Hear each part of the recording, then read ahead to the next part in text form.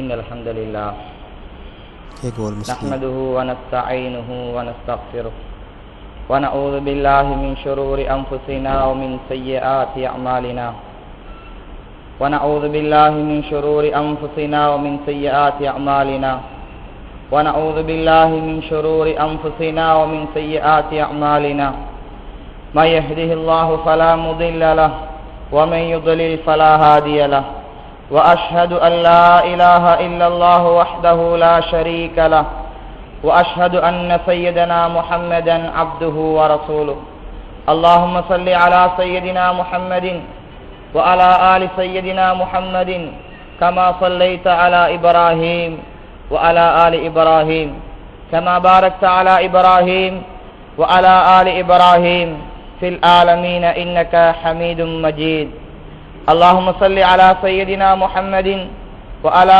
آله وأصحابه وأتباعه وأهل بيته أجمعين أما بعد فقد قال الله تبارك وتعالى في محكم التنزيل وفرقانه المجيد أعوذ بالله من الشيطان الرجيم بسم الله الرحمن الرحيم وقضى ربك ألا تعبدوا إلا إياه وبالوالدين إحسانا إما يبلغن عندك الكبر أحدهما أو كلاهما فلا تقل لهما أف ولا تنهرهما وقل لهما قولا كريما واخفض لهما جناح الذل من الرحمة وقل رب ارحمهما كما ربياني صغيرا آمنت بالله صدق الله العظيم عن عمر بن الخطاب رضي الله تعالى عنه قال سمعت رسول الله صلى الله عليه وسلم يقول إنما الأعمال بالنيات وإنما لكل امرئ ما نوى فمن كانت هجرته إلى الله ورسوله فهجرته إلى الله ورسوله ومن كانت هجرته لدنيا يصيبها أو امرأة ينكحها فهجرته إلى ما هاجر إليه أو كما قال رسول الله صلى الله عليه وسلم அளவற்ற அருளாளனும் நிகரற்ற அன்புடையவனுமாகிய அல்லாஹ்வுக்கு சுப்ஹானஹு வ தஆலாவின் பெயரால் ஆரம்பம் செய்கிறேன். அனைத்து புகழும் வல்லவன் ஹக்கு சுப்ஹானஹு வ தஆலாவுக்கே என்றென்றும் உரித்தாகட்டும். அல்ஹம்துலில்லாஹ். சாந்தியும் சமாதானமும் அருமை ரசூலுல்லாஹி ஸல்லல்லாஹு அலைஹி வஸல்லம் அவர்கள் மீதிலும் அன்னவர்களின் குடும்பத்தார்கள் தோழர்கள் கயாமத்து நாள் வரையிலேயும் துயர காத்திருக்கும் நல்லவர்கள் நம்மவர்கள் அனைவர் மீதிலேயும் என்றென்றும் உண்டாவதாக. வபாத்.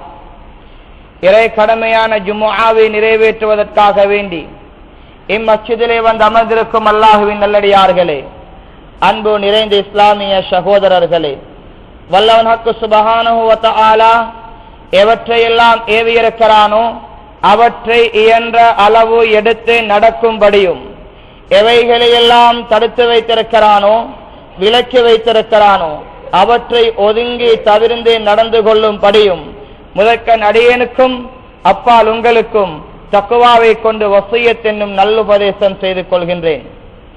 அன்பானவர்களே, அல்லாஹுவின் நல்லடியார்களே, இன்றைய ஹுதுபா பிரசங்கத்தில் பெற்றார்களின் மீது குழந்தைகளின் கடமை என்ன என்பதை பார்ப்போம். அன்புக்குரிய அல்லாஹுவின் நல்லடியார்களே, நாம் பலரும் பல வகையான கட்டங்களில் உலகத்திலே வாழ்ந்து கொண்டிருக்கிறோம்.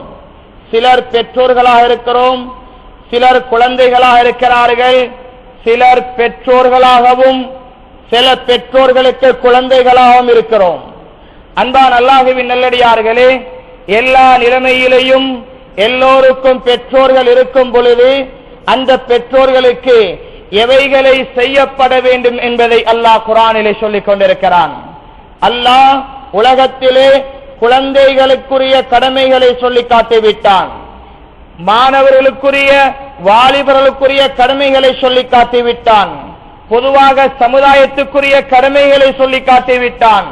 ஆனால் குர்ஆனிலே அல்லாஹ் சொல்லக்கூடிய கடமைகளில் மிக ஆழமாகவும் ஹபீப் ஸல்லல்லாஹு அலைஹி வஸல்லம் அவர்கள் மிக மிக ஆழமாகவும் சொல்லித் தந்த ஒரு கடமை என்றால், ஒரு பொறுப்பு என்றால் பெற்றோர்களின் மீது குழந்தைகள் என்ன செய்ய வேண்டும் என்பதை அல்லாஹ் சொல்லிக் கொண்டிருக்கிறான்.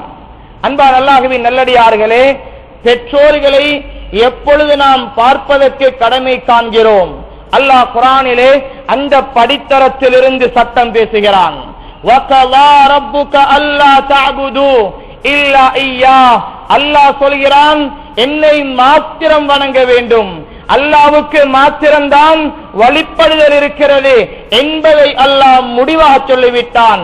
அல்லாஹ்வுக்கு வழிபடுவது எவ்வளவு மிக முக்கியமான கடமையாக அல்லாஹ் அமைத்து வைத்திருக்கிறானோ, முடிவாக சொல்லி இருக்கிறானோ, அதே போன்று அல்லாஹ் சேர்த்து முடிவாக சொல்கிறான், வபில் வாலிதைனி இஹ்சானா. பெற்றோர்களுடன் உபகாரிகளாக நடந்து கொள்ள வேண்டும், அவர்களை நாம் மிக மிக அனுசரித்து வாழ வேண்டும் என்பதையும் அல்லாஹ் சட்டமாக முடிவாக சொல்லிவிட்டான் என்பதை ஒன்றாக இணைத்து அல்லாஹ் சொல்கிறான். அன்பான அல்லாஹ்வின் நல்லடியார்களே, அல்லாஹ்வுக்கு வழிபடுவது எவ்வளவு முக்கியமான காரியமோ, அல்லாஹ்வுக்கு வழிபடுவதை தவறும் பொழுது எவ்வளவு பயங்கரமான சறுக்குதலோ, இதே போன்றுதான் நாம் பெற்றோர்களை கவனிக்கும் பொழுது சறுக்கிக் கொண்டால் அது பயங்கரமான சறுக்குதல் என்பதை அல்லாஹ் குர்ஆனின் மூலமாக நமக்கு சொல்கிறான். அல்லாஹ் அந்த கட்டளையை இன்னும் விரிவாக ஞாபகம் செய்கிறான். அந்த பெற்றோர்களை எப்பொழுது நீங்கள் கண்காணிக்க வேண்டும், அவர்கள் எப்பொழுது கண்காணிக்கப்பட வேண்டிய பருவத்தை அடைகிறார்கள் என்பதை அல்லாஹ் வரையறுத்து சொல்கிறான். இம்மா யபுலுகன்ன இந்தகல் கிபர அஹதுஹுமா அவ் கிலாஹுமா. உங்களுடைய இரண்டு பெற்றோர்களும் அல்லது இருவரில் ஒருவர் உங்களிடத்தில் இருக்கிறார்கள், இருக்கும் பொழுது அவர்கள் வயோதிபத்தை அடைகிறார்கள். இந்தகல் கிபர், அவர்கள் முதிய பருவத்தை அடைந்திருக்கிறார்கள். இப்பொழுது பெற்றோர்களை பார்ப்பதை அல்லாஹ் கடமையாக்கி வைத்திருக்கிறான். அன்பான அல்லாஹ்வின் நல்லடியார்களே, ஒவ்வொரு பெற்றோர்களும் இந்த இடத்திலே நாம் தெளிவாக அறிந்து கொள்ள வேண்டும். என்னுடைய குழந்தைகள் பார்க்கும் பொறுப்பு எப்பொழுது தெரியுமா எனக்கு ஏற்பட்டுவிடும்?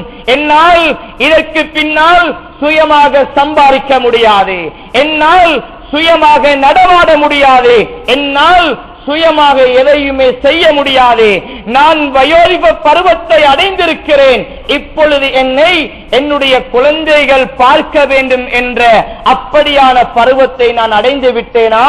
இப்பொழுது நாம் ஒவ்வொரு பெற்றோர்களும் நம்முடைய குழந்தைகள் என்னை பார்க்கும் அளவுக்கு அவர்களுக்குரிய புத்திமதிகளையும் அவர்களுக்குரிய ஆர்வங்களையும் அவர்களுக்குரிய நிலைமைகளையும் நாம் உருவாக்கி கொடுக்க வேண்டும். நாம் இன்னுமே தலை நரைக்காத பெற்றோராக இருக்கிறோம், சிறிய பிராயத்திலே திருமணம் முடித்திருக்கிறோம், என்னால் இன்னும் பல வேலைகளை செய்ய முடியும், இப்பொழுது எந்த பெற்றோரும் சொல்ல முடியாது நான் என்னுடைய குழந்தைகளின் மூலமாக பராமரிப்பு செய்யப்பட வேண்டிய பெற்றோராக இருக்கிறேன். அன்பானவர்களே, அல்லாஹ் குர்ஆனிலே வயதெல்லையை நிர்ணயிக்கிறான். நீங்கள் முதிய பருவத்தை அடைய வேண்டும், நீங்கள் பருவம் அந்த வயோதிபத்தை அடைய வேண்டும். வாலிபனான ஒரு தந்தை இருக்கிறார், அவர் வேலை செய்ய முடியாத சோம்பேறியாக இருக்கிறார். வீட்டிலே இருந்து கொண்டே படிக்கும் பருவத்தில் இருக்கும் மாணவனை பார்த்து, மகனே தந்தைக்குரிய கடமைகள் இருக்கிறது, மகளே தாய்க்குரிய கடமைகள் இருக்கிறது, நீ படித்தது போதும், நீ தொழில் வாய்ப்புக்கு சென்றுவிடு என்று நாம் வீட்டிலே இருந்து கொண்டு வீணாக சாப்பிட்டுக் கொண்டு காலத்தை கழிப்பது, அந்த பருவம் நாம் குழந்தைகளின் மூலமாக கவனிக்கப்பட வேண்டிய பருவம் அல்ல. அன்பான சகோதரர்களே, தெளிவாக அறிந்து கொள்ள வேண்டும். நம்மால் இதற்கு பின்னால் தொழில் செய்ய முடியாத அளவுக்கு ஒரு பருவத்தை அடைந்திருக்கிறோம். கணக்கு வழக்கிலே சிந்தனை கிடையாது, பேச்சு வார்த்தையிலே நிதானம் கிடையாது. ஒரு பொருளை எடுத்தால் ஒரு பொருளை மறந்து விடுகிறேன், எதை தூக்கினாலும் கீழே விழுந்து விடுகிறது, சுயமாக நடமாட முடியாது. இதோ நீங்கள் வயோதிப பருவத்தை அடைந்திருக்கிறீர்கள். அல்லாஹ் சொல்கிறான், அப்படியான பருவத்தை அடைந்த பெற்றோர்களை உங்களிடத்தில் இருக்கும் பொழுது என்றால் அர்த்தம் என்ன தெரியுமா? பெற்றோர்களுடன் நீங்கள் இருக்க வேண்டும். அவர்கள் அந்த வயதெல்லையை வரும் பொழுது இப்பொழுது அவர்களை நீங்கள் வீட்டிலே வைத்து கவனிக்க வேண்டிய பருவம் வந்திருக்கிறது என்பதை அல்லாஹ் ஞாபகம் செய்கிறான். அன்பான சகோதரர்களே, இப்படியாக பெற்றோர்கள் வயோதிபத்தை அடைந்து விட்டார்கள். அப்படி என்றால் இந்த பெற்றோர்களை கவனிப்பது யாருடைய பொறுப்பாகிவிட்டது? வயதெல்லையை அடையும் பொழுது நாம் திருமணம் முடித்து ஆங்காங்கே வீடுகளை கட்டிக்கொண்டு என்னுடைய வீட்டிலே தந்தையை வைக்க முடியாது, என்னுடைய வீட்டிலே தாயை வைக்க முடியாது, சகோதரி பார்த்துக் கொள்ளட்டும், சகோதரன் பார்த்துக் கொள்ளட்டும், கடைசி மகன் பார்த்துக் கொள்ளட்டும் என்று நாம் யாருமே பிரித்து பார்க்க முடியாது. அல்லாஹ் சொல்கிறான், உன்னுடைய பெற்றோராக இருக்கிறார்கள், உன்னை பெற்று வளர்த்த தாயாக இருக்கிறாள், உனக்கு செலவழித்த தந்தையாக இருக்கிறான். இருவரையும் பார்ப்பது ஒவ்வொரு குழந்தைகளின் பொறுப்பு என்பதை அல்லாஹ் சுப்ஹானஹு வ தஆலா முடிவாக தீர்ப்பாக சொல்லிவிட்டான். அன்பான சகோதரர்களே, இப்படியாக பெற்றோர்கள் எம்முடைய கண்காணிப்பிலே வந்துவிட்டார்கள். அல்லாஹ் சொல்கிறான், அவர்களுடன் நடக்க வேண்டிய முறை எப்படி?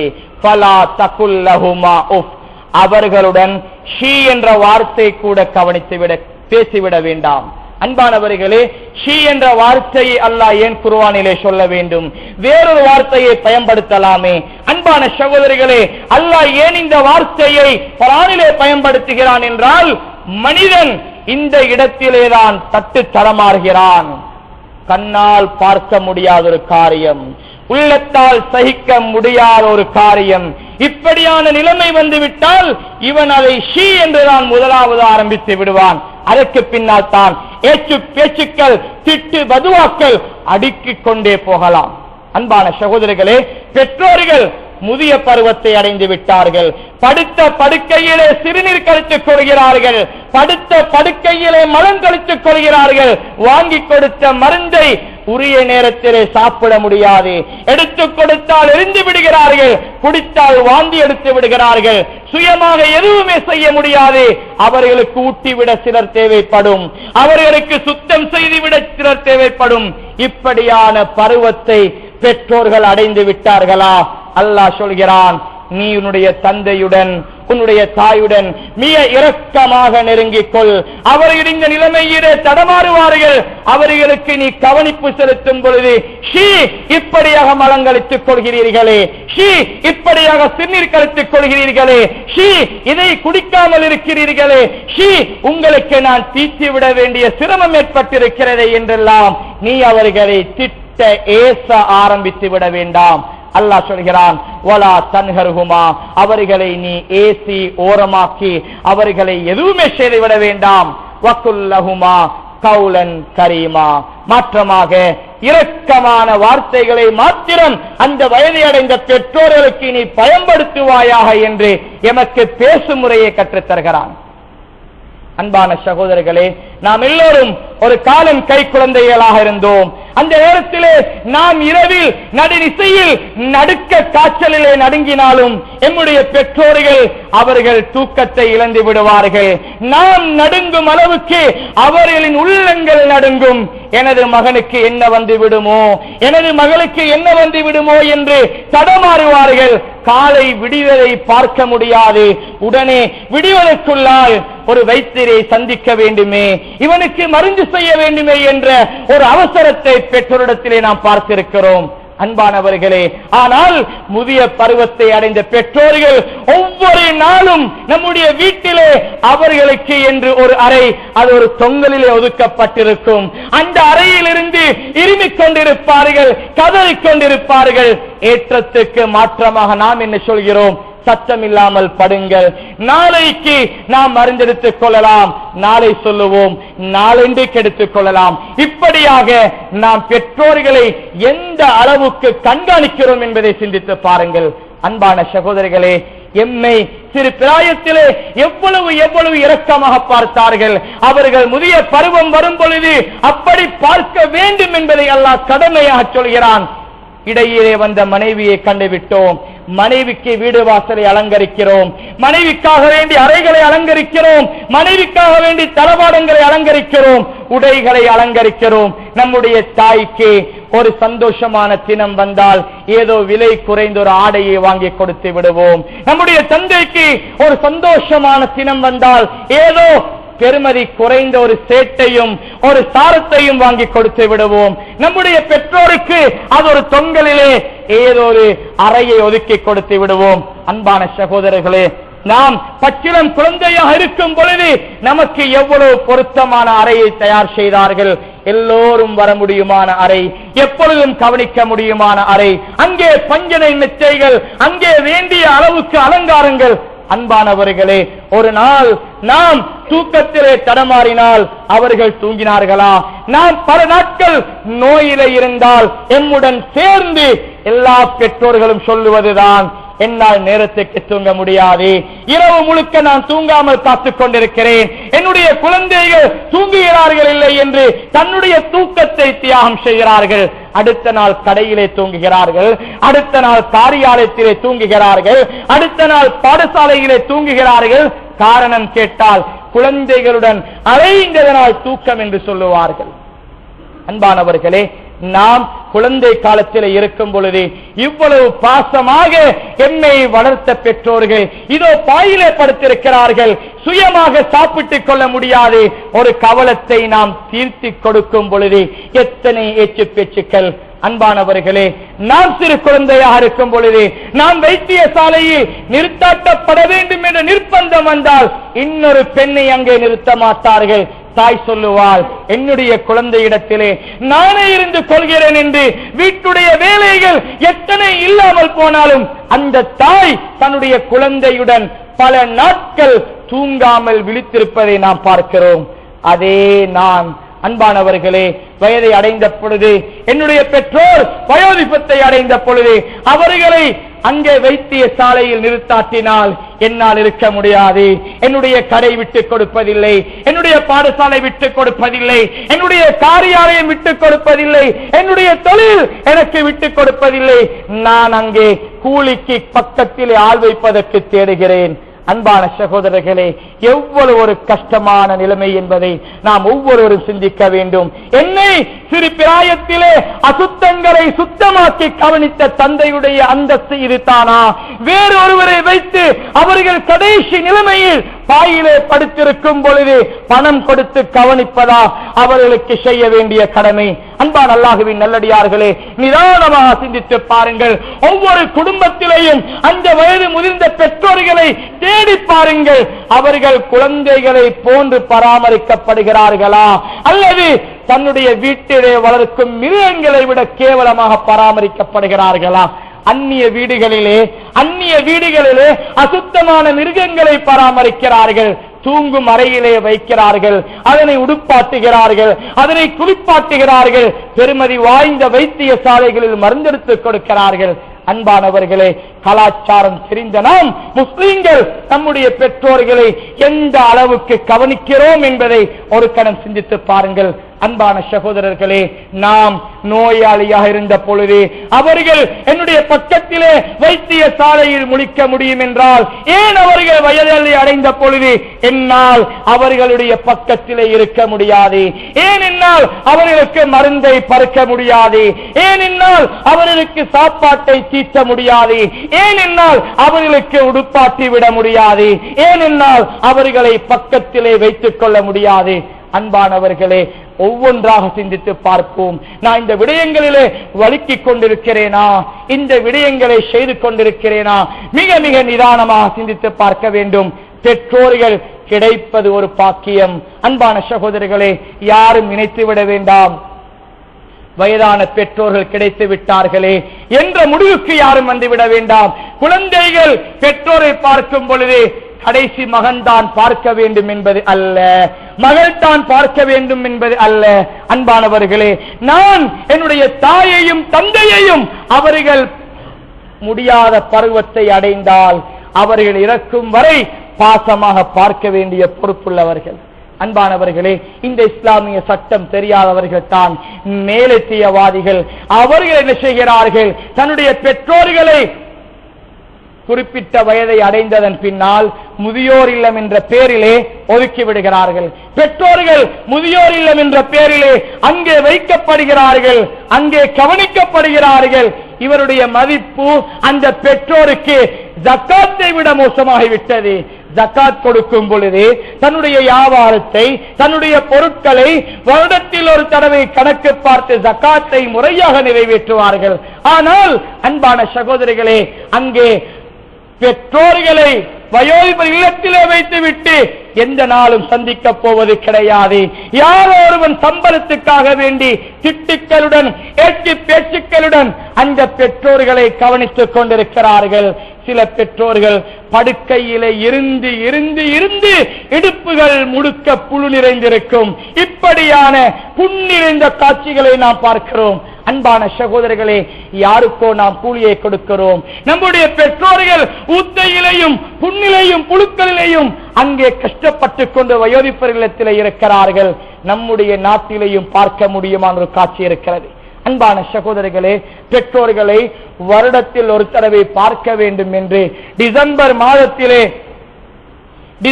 மாதத்திலே வயோதிபர் தினம் என்ற ஒரு தினத்தை உருவாக்கி அன்றைய தினம் மாத்திரம் இந்த பெற்றோர்களை பார்ப்பதற்காக வேண்டி செல்கிறார்கள். ஏனைய தினங்களிலே பணத்தை அங்கே அனுப்பிவிடுவார்கள். அன்பான சகோதரர்களே, இதுதான் ஜக்காத்தை விட நம்முடைய பெற்றோர்களை ஜக்காத் கொடுக்கும் அளவுக்கு வசதியை உருவாக்குவதற்காக என்னை ஆக்கி வைத்த, என்னை உருவாக்கிய, எனக்கு செலவழித்த அந்த பெற்றோரின் அந்தஸ்தை நான் கண்டு கொண்டிருக்கும் முறை இதுதான். அன்பான அல்லாஹ்வின் நல்லடியார்களே, நாம் ஒவ்வொருவரும் சிந்தித்து பார்க்க வேண்டும். நாம் மனைவியை காரணம் சொல்லி, நம்முடைய குடும்பத்தை காரணம் சொல்லி நம்முடைய பெற்றோரை ஒதுக்கினால் நம்முடைய கடைசி முடிவு என்ன என்பதை ஹபீப் ஸல்லல்லாஹு அலைஹி வஸல்லம் தெளிவாக சொல்லி தருகிறார்கள். நபியுடைய காலத்துடைய சம்பவம். தஃசீருல் பகவியை எழுதிய அல்லாமா பகவி ரஹ்மத்துல்லாஹி அலைஹி அவர்கள் ஒரு சம்பவத்தை பதிவு செய்கிறார்கள். இந்த சம்பவம் சூரா பக்கராவுடைய 67வது ஆயத்து தொடக்கம் 73வது ஆயத்து வரை நாம் பல தஃசீர்களிலே பார்க்கலாம். இந்த தஃசீர்களிலே பார்த்தால் இந்த சம்பவத்தை கண்டு கொள்ளலாம். அன்பான சகோதரர்களே, நபியுடைய காலத்திலே அல்கமா என்று சொல்லும் ஒரு சஹாபி இருக்கிறார். இவர் தன்னுடைய பெற்றோரை கவனிப்பதிலே குறைபாடு செய்கிறார். எந்த அளவுக்கு குறைபாடு என்றால் தன்னுடைய பெற்றோர் வயோதிபத்தை அடைந்த பொழுது தாய் மாத்திரம் இருக்கும் அந்த அல்கமா தன்னுடைய தாயை பார்ப்பதிலே குறைபாடு செய்தார். எப்படியான குறைபாடு? மனைவியுடைய பேச்சை மதித்து தாயுடைய மனதை நோவித்து விட்டார். அன்பான சகோதரர்களே, நான் முடிக்கக்கூடிய மனைவிமார்கள் என்னுடைய பெற்றோரை பார்க்க கடமையற்றவர்கள். ஆனால் தன்னுடைய கணவனை சுவர்க்கத்துக்கு கொண்டு போவதற்கான கடமை அந்த ஒவ்வொரு பெண்களுக்கும் இருக்கிறது. அப்படி என்றால் நாம் நம்முடைய பெற்றோரை பார்க்கும் பொழுது நமக்கு உதவியாக அந்த பெண்கள் இருந்தாக வேண்டும் என்பதைத்தான் இந்த இடத்திலே நாம் பார்க்கலாம். அந்த அல்கமா என்று சொல்லக்கூடிய சஹாபி நபியுடைய காலம் சக்கராத்துடைய நேரத்தில் இருக்கிறார், நோயாளியாக இருக்கிறார். நபி அவர்களுக்கு மனைவி கலிமாவை சொல்லிக் கொடுத்தார்கள். தன்னுடைய கணவருக்கு கலிமாவை சொல்ல மறுத்த பொழுது நபி அவர்களுக்கு செய்தியை சொல்லி அல்கமாவுடைய மனைவி விடயத்தை அனுப்பினார்கள். நபி ஸல்லல்லாஹு அலைஹி வஸல்லம் அவர்கள் அல்கமாவுக்கு கலிமாவை சொல்லிக் கொடுக்க வேண்டும் என்பதற்காக வேண்டி 3 சஹாபிகளை அனுப்பினார்கள். பிலால் ரலியல்லாஹு தஆலா அவர்கள், ஷுஹைப் ரலியல்லாஹு தஆலா அவர்கள், அம்மார் ரலியல்லாஹு தஆலா அன்ஹு அவர்கள். இந்த 3 சஹாபியர்களும் அங்கே வருகிறார்கள். அல்கமாவிடத்துக்கு வருகிறார்கள். கலிமாவை சொல்லிக் கொடுக்கிறார்கள். அல்கமாவால் கலிமா சொல்ல முடியாது. நபி அவர்களுக்கு சொன்னார்கள், யா ரசூலல்லாஹ், அல்கமாவால் கலிமா சொல்ல முடியாமல் இருக்கிறது. அதிகமாக இபாதத் செய்த சஹாபி தான். நபி அவர்கள் இருக்கும் காலத்திலே கலிமாவை சொல்ல முடியாதவராக சக்கராத்திலே வாடிக்கொண்டிருக்கிறார். அன்பான சகோதரர்களே, இப்பொழுது அந்த இடத்துக்கு நபி அலைஹிஸ்ஸலாத்து வஸ்ஸலாம் வருகிறார்கள். அல்கமாவை நெருங்குகிறார்கள். கலிமாவை சொல்லிக் கொடுக்கிறார்கள். அல்கமாவால் நபி அவர்கள் சொல்லிக் கொடுத்தும் கலிமா சொல்ல முடியாது. அன்பான சகோதரர்களே, நபி ஸல்லல்லாஹு அலைஹி வஸல்லம் கலிமா சொல்லிக் கொடுத்தும் கலிமா சொல்ல முடியாது என்றால் எவ்வளவு பயங்கரமான நிலைமை சிந்தித்து பாருங்கள். இப்படியான அந்த அல்கமாவை நபி அவர்கள் கேட்டார்கள். அல்கமா, உன்னுடைய பெற்றோர் இருக்கிறார்களா? ஆம் யா ரசூலல்லாஹ், என்னுடைய தாய் இருக்கிறாள். அப்படி என்றால் தாயை வர சொல்லுங்கள். நபி ஸல்லல்லாஹு அலைஹி வஸல்லம் அவர்கள் தாயை வர சொன்னார்கள். நபியுடைய அழைப்பை கேட்ட அல்கமாவுடைய தாய் வேகமாக ஓடி வந்தால், யா ரசூலல்லாஹ், என்ன விடயம்? சொன்னார்கள், தாயே, உங்களுடைய மகனை நீங்கள் மன்னிக்க வேண்டும். இல்லாத பொழுது அவனால் இந்த கலிமாவை சொல்ல முடியாது என்ற கருத்தை சொன்னார்கள். அந்த தாய், யா ரசூலல்லாஹ், என்னுடைய மகனை நான் மன்னிக்கிறேன். ஆனால் ஒரே ஒரு விடயத்தை என்னால் மன்னிக்க முடியாது, ஒரே ஒரு விடயத்தை என்னால் மன்னிக்க முடியாது. நபி அலைஹிஸ்ஸலாத்து வஸலாம் கேட்டார்கள், தாயே அது என்ன விடயம்? சொன்னார்கள், என்னுடைய பேச்சை விட, என்னை விட ஒரு முறை தன்னுடைய மனைவியை அவன் மதித்திருக்கிறான், என்னை விட மனைவியை அவன் மேன்மைப்படுத்தினான், இதை என்னால் பொறுக்க முடியாது யா ரசூலல்லாஹ், நான் மன்னித்துக் கொள்ள மாட்டேன். அன்பான சகோதரர்களே, இன்னும் அல்கமாவுடைய நாவு கலிமாவுக்கு தடமாறிக் கொண்டிருக்கிறது. ஹபீப் ஸல்லல்லாஹு அலைஹி வஸல்லம் கலிமாவை சொல்லிக் கொண்டிருக்கிறார்கள். அங்கே கலிமாவின் போராட்டம். கடைசியாக நபி அவர்கள் ஒரு நுணுக்கத்தை கையாண்டார்கள். அல்கமாவுடைய தாயை பார்த்து சொன்னார்கள், உங்களுடைய மகனை மன்னிக்க முடியாதா? சஹாபாக்களை பார்த்து சொன்னார்கள், நீங்கள் விரைகளை சேமித்து வாருங்கள், நாம் அல்கமாவை விரைகளை போட்டு உலகத்திலே பத்த வைத்து விடுவோம், அவர் நரகத்திலே பத்த வைப்படுவதை விட சிறந்ததாயிருக்கும் என்று சொன்னார்கள். இதை கேட்டவுடன் தாய் ஒரு பொழுதும் தன்னுடைய மகன் எவ்வளவு மோசமாக இருந்தாலும், தாயை முகத்திலே குத்தி இருந்தாலும், அந்த தாய் ஒரு பொழுதும் தன்னுடைய மகனுக்கு ஒரு ஆபத்து வருவதை தாங்க மாட்டாள். அந்த தாய், யா ரசூலல்லாஹ், என்னுடைய மகனை எரிக்கப் போகிறீர்களா? ஒன்றும் செய்ய வேண்டாம், அவனை நான் மன்னித்து விடுகிறேன் என்று சொன்னார்கள். அன்பான சகோதரர்களே, அந்த 3 சஹாபாக்களும் சொல்கிறார்கள், அங்கே அல்கமாவுடைய நாவில் இருந்து மன்னிப்பு என்ற வார்த்தை எப்பொழுது தாயுடைய நாவில் இருந்து வெளிப்பட்டதோ அதே கணம் கலிமா வெளிப்படுகிறது. அல்கமா கலிமா சொன்னவராக அங்கே வஃபாத்தாகி விடுகிறார். அன்பான சகோதரர்களே, நிதானமாக பாருங்கள். மனைவிக்காக வேண்டி வீடு வாசலை மாளிகையாக்கி இருக்கிறோம். நம்முடைய பெற்றோர்கள் இன்னும் குடிசையிலே காத்து வாங்க முடியாதவர்களாக வேறுத்து வாடுகிறார்கள், உதவிக்கு ஆளின்றி நடுங்கி துளைகிறார்கள். அன்பானவர்களே, நாம் நம்முடைய மனைவிக்கு பல வகையான ஏற்பாடுகளை செய்து அந்த தாய்மார்கள் சொல்லுவார்கள், மகனே நீ எப்படி இருந்தாலும் அது உன்னுடைய விருப்பம், என்னை பார்க்க வேண்டிய தேவையில்லை. இது தாயுடைய பாசமாக இருக்கிறது. அன்பானவர்களே, இதே வார்த்தையை என்னுடைய தாயும் தந்தையும் திருப்பிராயத்திலே, மகனே நீ எப்படி மாண்டு போனாலும் பரவாயில்லை என்று எம்மை கைவிட்டிருந்தால் நாம் அந்த நஜீஸிலே பிறண்டு நோயாளிகளாக இருந்திருப்போம். பட்டினியிலே பசியிலே அலைந்து பிச்சைக்காரர்களாக மாறியிருப்போம். அன்பானவர்களே, அப்படி ஆகக்கூடாது என்று எம்மை எத்தனை தடவை அவர்கள் பிச்சை வாங்கியும், அவர்கள் கடன் எடுத்தும், அவர்கள் கேவலப்பட்டும் எம்மை உருவாக்க முயற்சித்தார்கள். அன்பானவர்களே, ஹஜ்ரத் ரசூலுல்லாஹ் இங்கே விளக்கம் சொல்கிறார்கள், உன்னுடைய தாயும் தந்தையும் பெருமதியானவர்கள் என்பதை ஹபீப் ஸல்லல்லாஹு அலைஹி வஸல்லம் அல்கமாவுடைய ஜனாசாவுடைய அடக்கும் தருணத்திலே ஞாபகம் செய்கிறார்கள். அன்பானவர்களே, நபி ஸல்லல்லாஹு அலைஹி வஸல்லம் அவர்கள் ஜனாதாவை அடக்கும் வரை கலந்து கொள்கிறார்கள். ஜனாதா அடக்கம் செய்யப்படுகிறது. அல்கமாவுடைய ஜனாதாவை கபரிலே வைத்த நபி அவர்கள் கபரை நெருங்குகிறார்கள். ஒரு பேச்சை பேச ஆரம்பிக்கிறார்கள். சொன்னார்கள், யா மஅஷரல் முஹாஜிரீன வல் அன்சார், முஹாஜிரீன்களே அன்சாரிகளே, மன் ஃபல்லல ஜௌஜதஹு அலா உம்மிஹி, யார் தன்னுடைய மனைவியை தாயை விட சிறப்பாக்கிறாரோ, தாயை விட மதிக்கிறாரோ, ஃபஅலைஹி லானத்துல்லாஹ், அவனுக்கு அல்லாஹ்வுடைய சாபம் கிடைத்து விடட்டும். வல் மலாயிகா, முழு மலக்குமாருடைய சாபமும் கிடைத்து விடட்டும். வன்னாசி அஜ்மஈன், முழு மனித சமுதாயத்துடைய சாபமும் கிடைத்து விடட்டும் என்று சொல்லிவிட்டு நபி அலைஹிஸ்ஸலாத்து வஸ்ஸலாம் சொன்னார்கள், ஆனால் தௌபா செய்து அந்த தாயிடத்திலே மன்னிப்பு கோரிய அவனை தவிர அந்த தாயிடத்திலே மன்னிப்பு கேட்டு நல்ல விதத்திலே நடந்து கொண்டவன் அவனை தவிர என்றும் நபி அலைஹிஸ்ஸலாத்து வஸ்ஸலாம் சொல்லி காட்டினார்கள். அன்பானவர்களே, 2 விடயத்தை நாம் அறிந்து கொள்ளலாம்.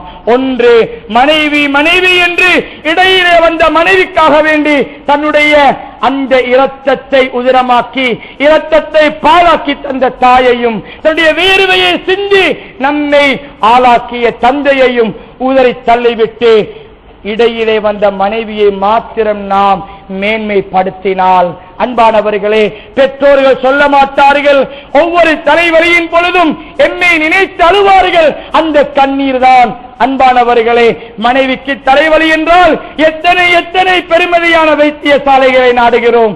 தாய்க்கு தலைவலி என்றால் என்ன, ஒரு பெரண்டோலை போட்டால் நல்லா இருக்குமே என்று சொல்கிறோம். இதை நினைத்து நினைத்து அந்த தாயும் தந்தையும் அழும் பொழுதெல்லாம் நாம் பெற்றோரை மனைவியை விட மதிக்காதவர்களாக மாறிவிடுவோம். இதுதான் நம்முடைய சக்கராத்தின் முட்டுக்கட்டை என்பதை நாம் அறிந்து கொள்ள வேண்டும்.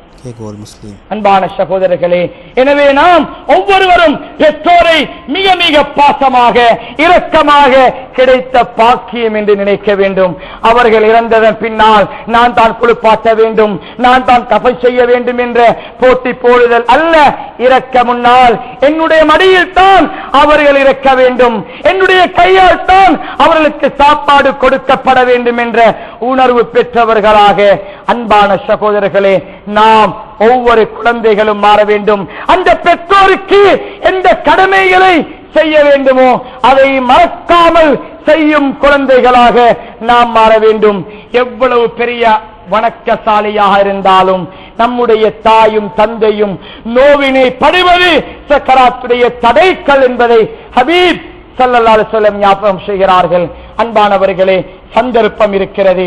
யாருக்கு இப்படியான நோயான பெற்றோர்கள் நோயிலே இருப்பார்கள், ஆறுதல் கேட்க உள்ளங்கள் கிடையாது, நோயிலே தடமாறுவார்கள், தலையை தடாவி தலையை ஊண்டி காலை ஊண்டி ஆறுதல் சொல்லும் ஒருவர் இல்லாமல் எத்தனை பெற்றோர்கள் பாயிலே படுத்திருக்கிறார்கள்.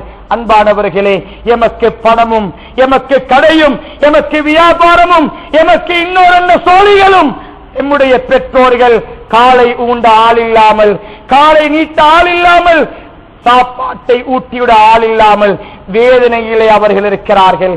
அன்பானவர்களே, அது ஒரு பத்வாவுடைய வார்த்தையாக இருந்தால் நம்முடைய வாழ்க்கையை பாதிக்கும். எனவே அன்பான சகோதரர்களே, நமக்கு சந்தர்ப்பம் இருக்கிறது. யாருக்கெல்லாம் இந்த பாக்கியசாலியான பெற்றோர்கள் இருக்கிறார்களோ அவர்களை கொண்டு நாம் பாக்கியத்தை அடைந்து கொள்ள வேண்டும். அன்பானவர்களே, நாம் யாருமே இந்த விடயத்திலே தவறிவிடக் கூடாது. நபி ஸல்லல்லாஹு அலைஹி வஸல்லம் பெற்றோருடைய விடயத்தை எவ்வளவு ஆழமாக கண்காணித்தார்கள். உவைசுல் கர்னி என்று சொல்லக்கூடிய நபியுடைய காலத்திலே இருந்த ஒரு மனிதர் நபியிடத்திலே, யா ரசூலல்லாஹ், நானும் உங்களுடன் வந்து சேர்ந்து கொள்ளட்டுமா என்று அனுமதி கேட்டார்கள். நபி அலைஹிஸ்ஸலாம் கேட்டார்கள், உவைஸே சரி என்று விசாரித்த பொழுது, யா ரசூலல்லாஹ், எனக்கு வயதான தாய் இருக்கிறார்கள், எனக்கு வயதான பெற்றோர் இருக்கிறார்கள் என்று முறைப்பாடு செய்தார்கள்.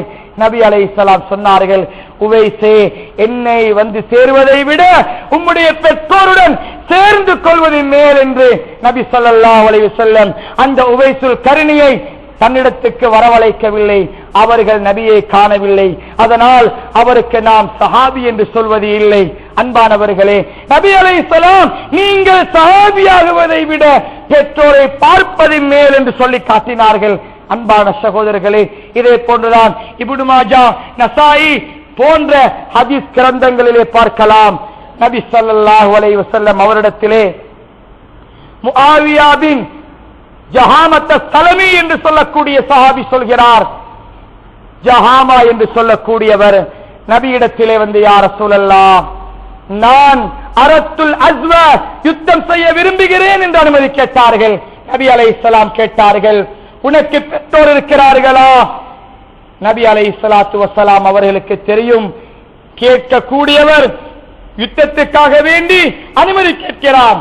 நபி அலைஹிஸ்ஸலாம் கேட்டார்கள், அனுமதி கேட்கிறாயே, நீ மஷூரா செய்கிறாயே, உனக்கு தாய் இருக்கிறாளா, பெற்றோர் இருக்கிறார்களா?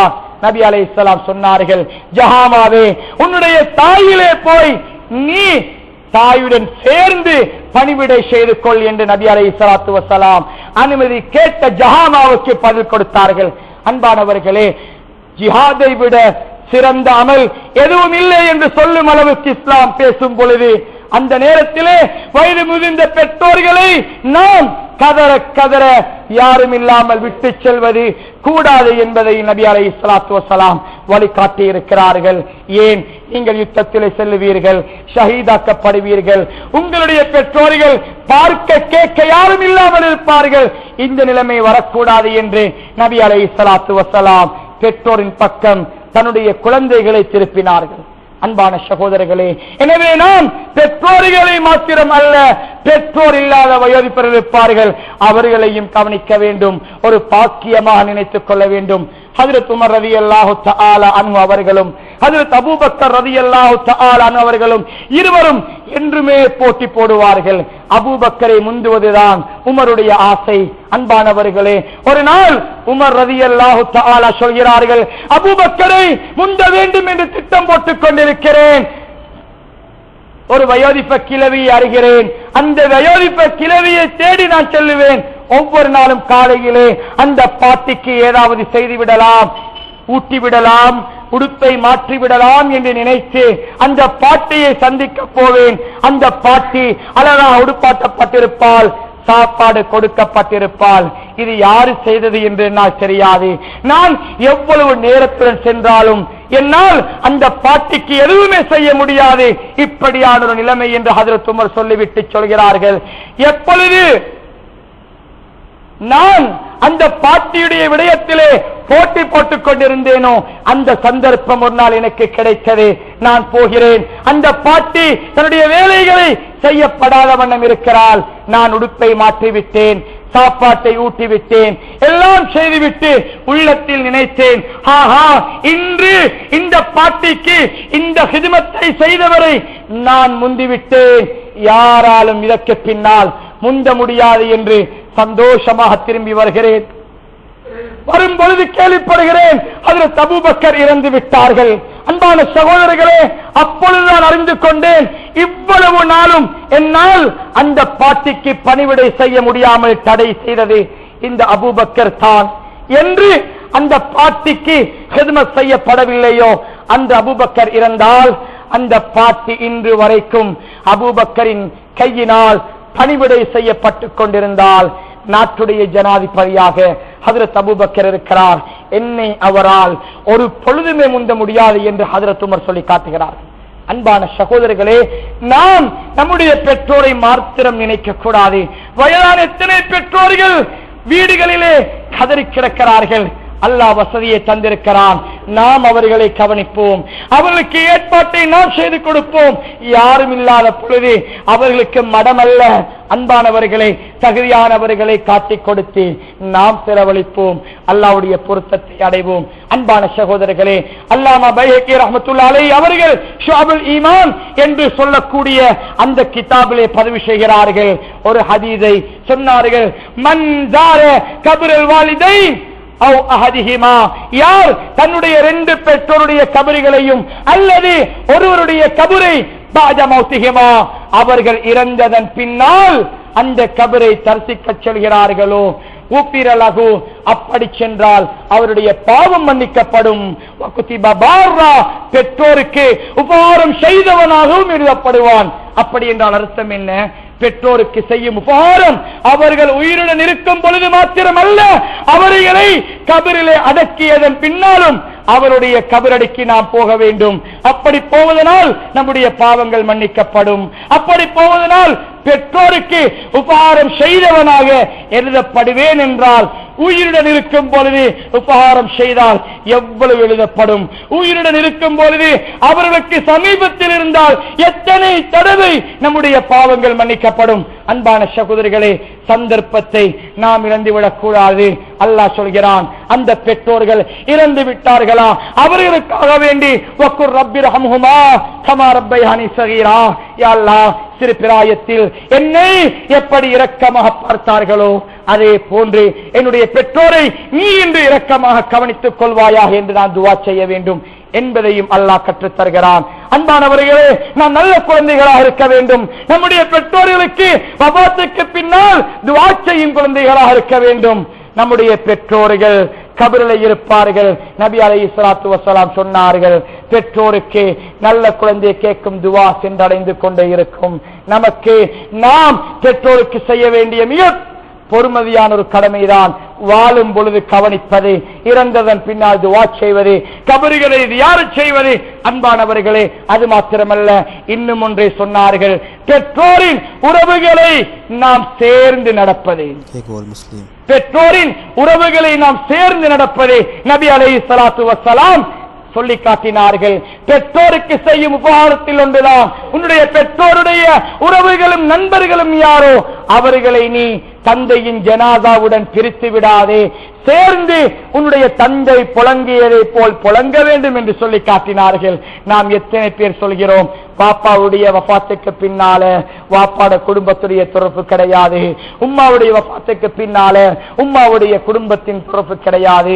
அன்பானவர்களே, அப்படி என்றால் எனக்கு இஸ்லாம் தெரியாது என்பது அர்த்தம். அன்பான் அல்லாஹ்வின் நல்லடியார்களே, நாம் எல்லோரும் நமக்கு கிடைத்த செல்வமான அந்த பெற்றோர்களின் மூலம் மேலான சுவர்க்கத்தை அடையும் குழந்தைகளாக மாறிவிடுவோம். இன்றிலிருந்து அந்த நிலைமையை நாம் உருவாக்குவோம். அதே போன்று குறிப்பாக ஒரு விடயம் தான், இன்னும் சில நாட்களிலே வரக்கூடிய அந்த போயா தினம், அன்பானவர்களே, அங்கே சமைத்து வழங்கப்படும் அந்த சாப்பாடுகள் அவர்கள் வணக்கமாக செய்கிறார்கள். அந்நியவர்கள் வணக்கமாக ஒரு சாப்பாடு செய்யும் பொழுது அதை முஸ்லிம்கள் சாப்பிட முடியாது. அவர்கள் பொதுவாக சந்தோஷமாக ஒரு திருமணம் அல்லது ஒரு விருந்து என்று தந்தால் இதை நம்மால் சாப்பிடலாம். ஒரு கடவுளுக்காக வேண்டி அல்லது ஒரு கடவுள் கொள்கைக்காக வேண்டி அவர்கள் சமைத்தாலும் மறுத்தாலும் அந்த சாப்பாட்டை நம்மால் சாப்பிட முடியாது. வரும் அந்த தினங்கள், அந்த வரக்கூடிய தினங்கள் அவர்கள் தன்னுடைய வணக்கமாக சாப்பாடுகளை பாதை முழுக்க பகிர்ந்தளிப்பார்கள். அவருடன் நாம் சேர்ந்து போக வேண்டும் என்பதற்காக வேண்டி நாம் அனுமதி இல்லாததை சாப்பிடக்கூடாது. சிறந்த முறை என்ன தெரியுமா? அப்படி பங்கு வைக்கும் பகுதிகளுக்கு போகாமல் ஒதுங்கிக் கொள்வது. அப்படி அவர்கள் ஒரு பகுதியை செலவழிக்க நம்மிடத்திலே கேட்டால் கூட நம்மால் சிறந்த முறை ஏதாவது அழகான வார்த்தைகளை சொல்லி ஒதுங்கிக் கொள்வது. இல்லாத பொழுதியா அல்லாஹ் இதை கொடுப்பதன் மூலமாக முஸ்லீம்களை பற்றி நல்லுணர்வை ஏற்பட வேண்டும் என்ற எண்ணத்திலே கொடுக்கலாம். அதுதான் ஃபத்வாவல்ல. இது ஒரு தவிர்க்க முடியாத சந்தர்ப்பத்திலே சொல்லப்படும் புத்திமதி. அன்பானவர்களே, முழுமையாக பல காரணங்களை சொல்லி நாம் தவிர்த்து கொள்ளலாம். நான் உங்களுடைய பெருநாளுக்கு தருகிறேன், உங்களுடைய ஒரு போட்டிக்கு தருகிறேன், இப்பொழுது என்னால் தந்து கொள்ள முடியாது என்று அழகான விதத்திலே விளக்கம் சொல்லிக் கொள்ளுவோம். அன்பானவர்களே, நாம் யாரும் அந்த சாப்பாடுகளை பங்குடவோ அல்லது சாப்பிடவோ செல்லக்கூடாது. இதுவும் நம்முடைய இரத்தங்களை அசுத்தமாக்கிவிடும் என்பதை தெளிவாக அறிந்து கொள்ள வேண்டும். எனவே நாம் இரத்தங்களை சுத்தமாக்கி பெற்றோருக்கு செய்ய வேண்டிய கடமைகளை மிக நிதானமாக செய்து அல்லாஹ்வுடைய பொருத்தத்தை அடையக்கூடிய நன்மக்களாக மாற முயற்சிப்போமாக. எல்லாம் அல்லாஹ் சுப்ஹானஹு வ தஆலா அப்படிப்பட்ட பாக்கியத்தை நம் அனைவருக்கும் தந்தர் புரிவானாக. யா அல்லாஹ், பூரா முஸ்லிம்கள் முஃமின்கள் அனைவருடைய பாவங்களையும் மன்னித்தர் புரிவாயாக. எங்கெல்லாம் முஸ்லிம்கள் வாழ்கிறார்களோ அனைத்து திசையிலையும் நிம்மதியும் சமாதானத்தையும் உருவாக்கிடுவாயாக. யா அல்லாஹ், யாரெல்லாம் பெற்றோர்களை அடைந்திருக்கிறோமோ அத்தனை பேரும் அவருடைய விடயத்திலே முறையாக வாழும் பாக்கியத்தை தந்திடுவாயாக. யா அல்லாஹ், பெற்றோரின் மூலம் நரகம் போகும் கூட்டத்திலே எம்மை ஆக்கிவிடாக. யா அல்லாஹ், பெற்றோர்களை அங்குமிங்கும் பந்துகளை போன்று வீசப்படாமல் பாதுகாத்திருவாயாக. உண்மையான விளக்கங்களை கொண்டு அமல் செய்யும் பாக்கியத்தை தந்திடுவாயாக. ஆமீன் ஆமீன் யா ரப்பல் ஆலமீன். அல்ஹம்துலில்லாஹ்.